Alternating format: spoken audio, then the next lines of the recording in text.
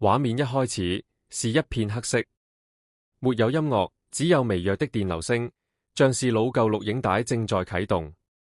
熒幕右下角時間戳記忽明忽暗，顯示着1年前的日期。旁白低聲響起：在你繼續看下去之前，我必須先說一句話。畫面閃過幾幀模糊的影像，又立刻被撤回黑畫面。這段畫面原本不該被公開。短暫的沉默，像是在給觀眾最後一次退出的機會。他沒有出現在新聞裏，也沒有留下任何正式記錄。不是因為他不重要，而是因為他被刻意隱瞞了。畫面開始出現干擾線條，像是有人試圖刪除檔案卻沒有完全成功。我們猶豫了整整1年，不是因為害怕被質疑，而是因為我們很清楚，一旦公開，就再也沒有回頭路。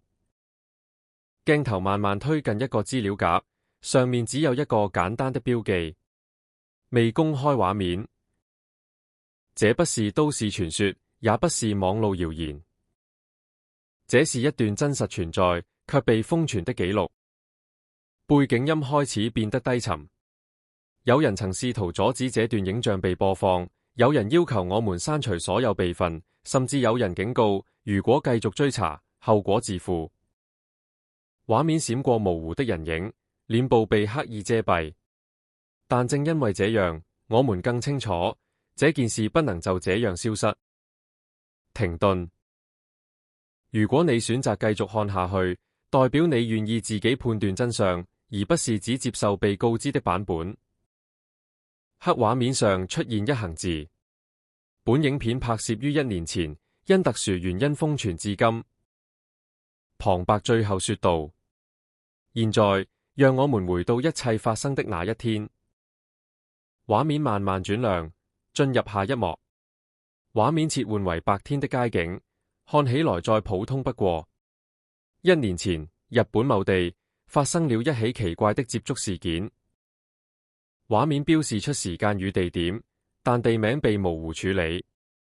當天沒有地震，沒有災害，也沒有任何重大新聞。至少表面上是這樣。畫面開始插入零碎的畫面：行人、車流、便利商店、天空。事情發生的地點不是軍事基地，也不是研究機構，而是一個你我每天都可能經過的地方。旁白語氣變得嚴肅。最初是幾名目擊者同時做出了相同的描述。畫面顯示手寫筆記，簡單示意圖。他們說，在某一個瞬間，接觸發生了，不是碰撞，不是意外，也不是任何能用常理解釋的行為。畫面切到天空，雲層緩慢移動。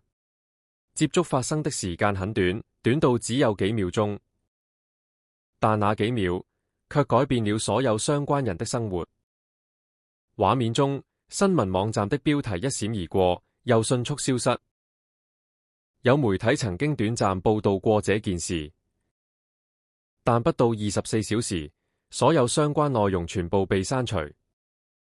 搜尋頁面顯示找不到結果，沒有澄清，沒有後續，也沒有否認，就像這件事從來沒有發生過一樣。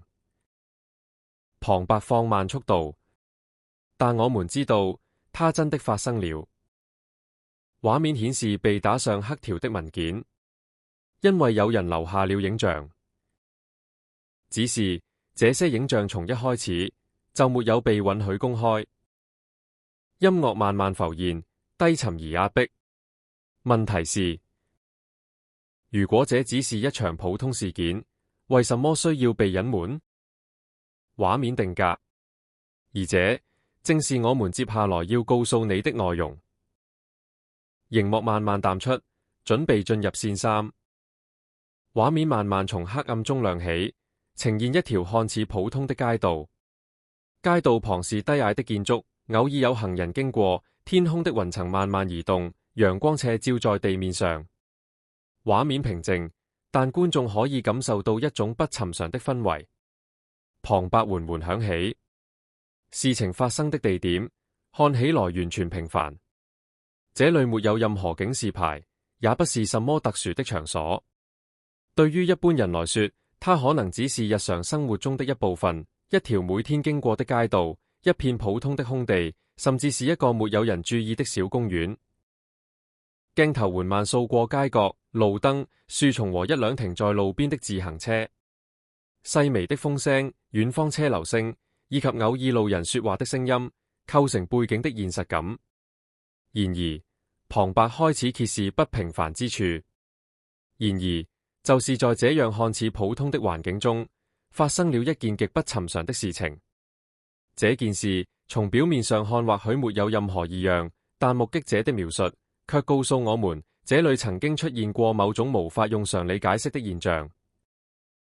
畫面切換至模糊的監控攝影片段，或者街角拍攝的低清影像，光線閃爍，影像抖動不穩。旁白繼續，目擊者回憶，他們最初並沒有立即察覺異常，只是覺得空氣中有一絲不同尋常的氣息，好像周遭的時間或空間暫時偏離了平常的軌跡。慢慢拉近目擊者手寫的筆記與簡單示意圖，上面標示了事發的地點和當時的觀察角度。根據筆記記錄，事件發生的時間極短，只有幾秒鐘，但那些短暫的瞬間卻讓目擊者感到一種無法言喻的壓迫感。有人形容，仿佛周遭的一切都被暫時凍結，又像有一種無形的力量在觀察他們。畫面中，街道上的光線開始變化，傍晚的黃昏光慢慢染上影子，樹影搖曳，背景音樂低沉而緊張。旁白聲音加重，普通的地方發生了不普通的事情。對任何未經歷過的人來說，也許無法理解這種感覺。它不屬於傳統的恐怖或科學現象，而是一種模糊的存在於現實與未知之間的感覺。鏡頭拉遠，街道再次顯得平凡，但觀眾的視覺焦點已經被引導至某個不起眼的角落，一個可能被忽略的物體，樹下的一片落葉，或者路邊一個小型設備。旁白結束語，這個看似平凡的地點，承載着一個不尋常事件的痕跡。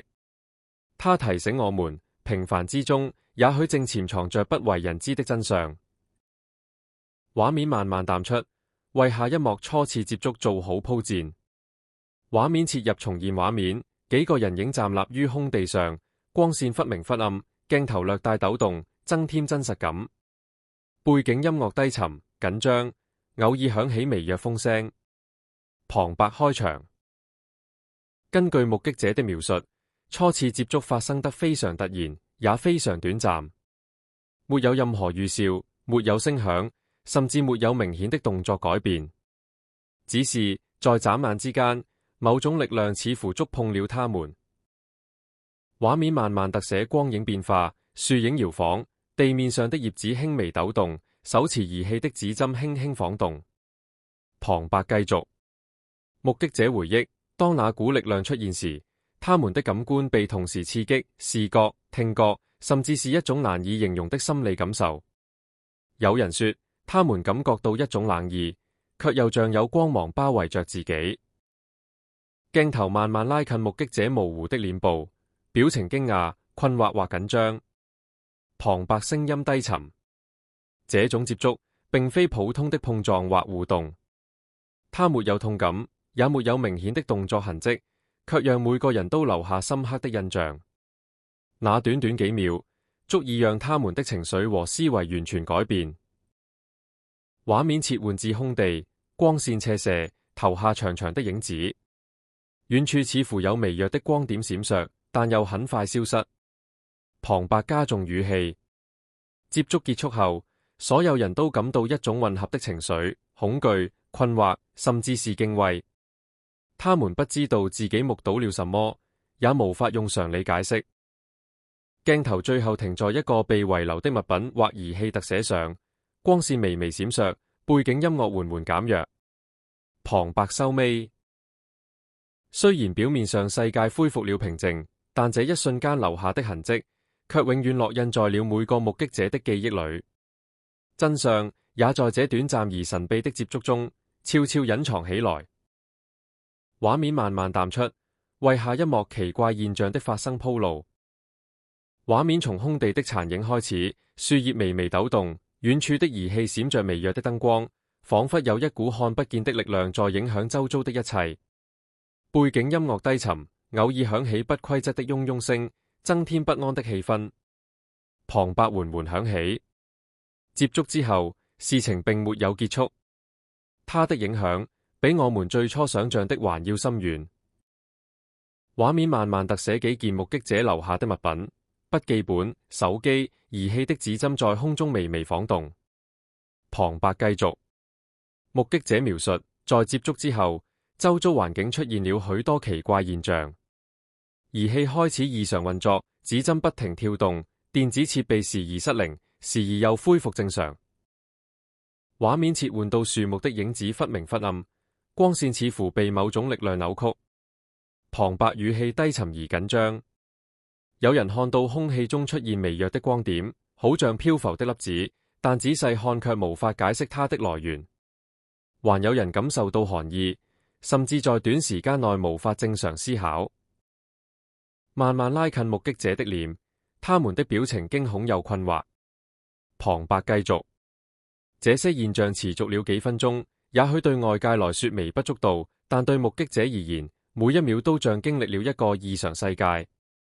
他們無法理解，這到底是自然現象，還是另一種我們未知的力量。畫面轉向目擊者的手，手心微微出汗，握着筆記記錄現象。旁白補充，更令人疑惑的是，現象似乎具有一定的規律，但同時又充滿隨機性。儀器的跳動、光點的閃爍、周遭的微風，每一個細節都像在傳遞某種信息，但我們無法解碼。畫面慢慢拉遠，街道再次看似平靜，但影像中隱約出現模糊的人影，像在觀察着一切。旁白結尾語，短短幾分鐘的異常現象，留下了無數疑問，也讓這起事件比最初想象的更神秘、更不可思議。這些細節雖然普通人無法察覺，卻是揭開真相的關鍵。畫面慢慢淡出，為下一幕官方沉默做鋪墊。畫面切換到新聞記者會片段與報紙標題，但所有人物臉部與標題都被模糊或打上馬賽克。背景音樂低沉，略帶壓迫感。旁白開場。然而，當這起事件發生後的第二天，所有情況都悄然改變了。曾經短暫報道的新聞、網路討論帖、目擊者的社群分享，全部消失無蹤。畫面特寫紅色的刪除符號與空白頁面。旁白繼續，沒有澄清，也沒有否認，仿佛這件事從未存在過。鏡頭拉近一份被蓋章的官方文件，旁白語氣沉重。官方與媒體的沉默並非巧合，有人曾試圖封鎖所有資料，甚至要求目擊者刪除照片和影片。這不是普通的新聞遺漏，而是刻意為之。畫面閃回目擊者的模糊影像，他們手持筆記，面帶困惑與恐懼。旁白補充，許多人想要向外界求證，但無論如何嘗試，相關資訊都被刪除或屏蔽。網路搜尋顯示找不到結果，媒體報道如同從未存在。慢慢切換到一個空的新聞播報室，燈光昏暗，空無一人。旁白語氣更低沉。有人說，沉默本身就是信息。官方選擇不回應，意味着這件事的存在可能涉及某種敏感或不宜公開的真相。畫面顯示紅色警告符號與打碼的文件。旁白繼續。對於目擊者而言，官方的沉默帶來的不僅是困惑，還有恐懼。他們不僅看到了不可解釋的現象，更意識到這個世界中某些事情是被刻意隱藏的。鏡頭慢慢拉遠，街道再次恢復表面平靜，背景音樂逐漸消失。旁白收尾，沉默成了真相最明顯的證據。表面上的平靜掩蓋着一段不為人知的歷史，而我們能做的只有仔細觀看，並試圖拼湊出被隱藏的故事。畫面慢慢淡出，為下一幕瘋傳畫面公開鋪路。畫面切換到一堆被打碼、蓋章的文件、模糊的新聞片段，以及一個空無的辦公室。燈光昏暗，氛圍充滿壓迫感。背景音樂低沉而緩慢。旁白開場。事件發生後，所有的資料與報道似乎都被徹底封鎖。官方的沉默不僅僅是忽略，而是一種刻意的行動。畫面特寫紅色印章與被打碼的文字。旁白繼續。這些文件中，有些內容甚至標注為機密或未公開。沒有公開的理由，也沒有解釋，仿佛這件事情本身是不被允許存在的。慢慢拉近幾張目擊者的筆記和照片。旁白低沉。有證據顯示，接觸事件可能涉及某種極少數人才能理解的現象，或與政府、媒體不希望曝光的力量有關。即便如此，我們仍無法確定它的本質究竟是什麼。畫面切換到模糊的辦公室角落，空蕩的桌子上只有幾份文件。旁白語氣加重。有人選擇沉默，是因為害怕被誤解，還是因為事情的敏感性太高，一旦公開，將會造成不可預測的後果。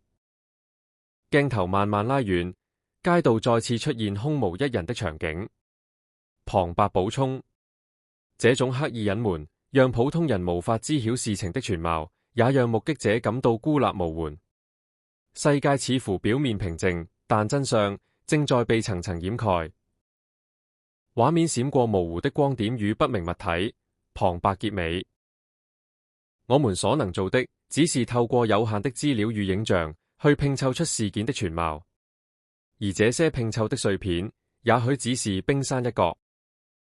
畫面慢慢淡出，為下一幕瘋傳畫面公開鋪路。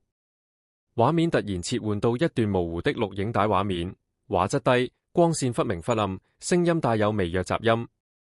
旁白開始講述，這就是被瘋傳了1年的畫面。慢慢播放畫面，樹影搖曳，幾個人影模糊不清。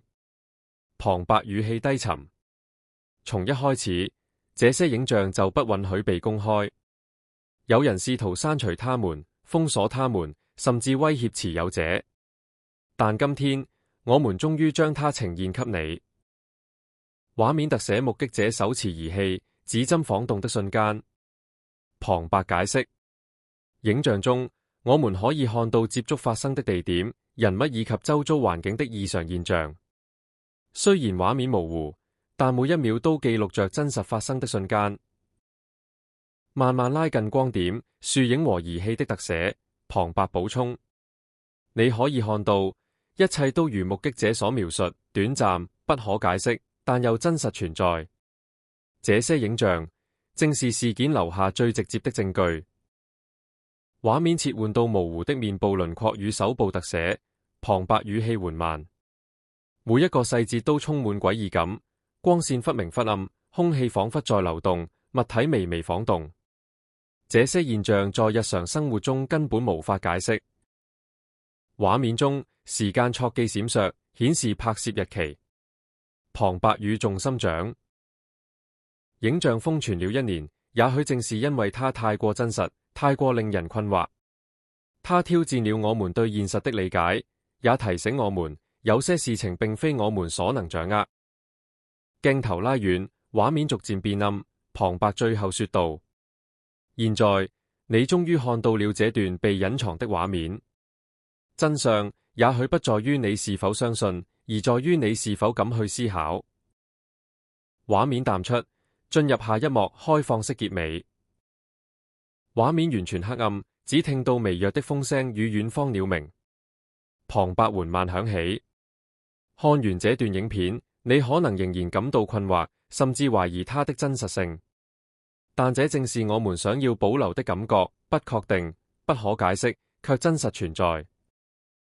畫面閃過模糊的街道、空地與光影，像事件的殘影。旁白繼續：有些事情可能永遠無法得到完整的答案。官方的沉默、影像的瘋傳、目擊者的回憶，所有這些碎片組成了這個事件的輪廓，但真相仍隱藏在其中。鏡頭慢慢聚焦於一個被遺留的物品或儀器，微弱的光線閃爍，旁白低沉。或許世界上有些事情，注定不是每個人都能理解的。它存在於我們視線之外，卻又真實地影響着我們所認知的現實。畫面切換至模糊的人影消失在遠方，旁白補充：這段影片只是將其中一小部分呈現給你，其他的仍被隱藏、被封存、被壓制。你看到的可能只是冰山一角。畫面慢慢變暗，字幕出現。真相也許不是我們準備好面對的。最後，旁白語氣柔和而神秘地收尾。你相信這只是一場巧合嗎？還是某些力量正在我們看不見的地方悄悄改變一切？背景音樂慢慢消失，畫面完全黑暗，影片結束。